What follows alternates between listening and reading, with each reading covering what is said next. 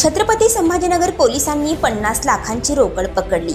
छत्रपती संभाजीनगर शहरातील क्रांती चौक परिसरात दुपारनंतर 50 लाखांची रोकड पकडण्यात आली।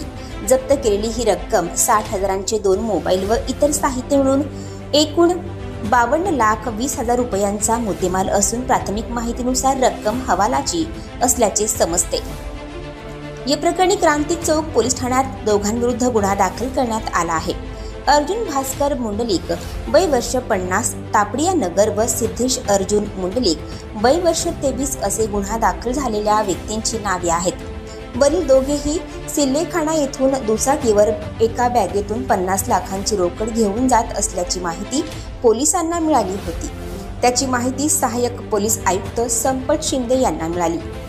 त्यांनी या संदर्भातील माहिती पोलीस उपायुक्त नितीन बगाटे यांना दिल्यानंतर सापळा रचून रक्कम पकडली। बरोबर आठवड्यापूर्वीच सिल्लेखाना चौकापासून काही अंतरावर असलेल्या पैठण गेट परिसरात 39 लाख रुपयांची रोकड पकडली होती। त्याच दिवशी छत्रपती संभाजीनगरमधील निवडणुकीचा प्रचार थंडावला होता व 13 मे रोजी मतदान होते। त्याला मतदानासाठी रक्कम देण्याचा वापर करण्याचा संशय होता।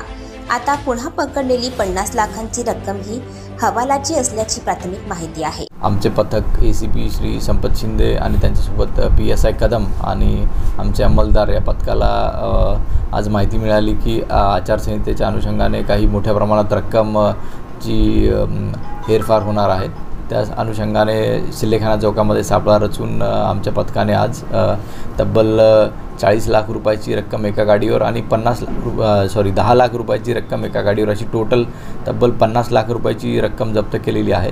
या 2 आरोपी आम्ही ताब्यात घेतलेले आहे आणि पुढील कायदेशीर कारवाई आम्ही करत आहोत। आणखी नवनवीन व्हिडिओ पाहण्यासाठी आताच आमच्या स्टार TV9 चॅनलला सबस्क्राईब करा, लाईक करा, शेअर करा।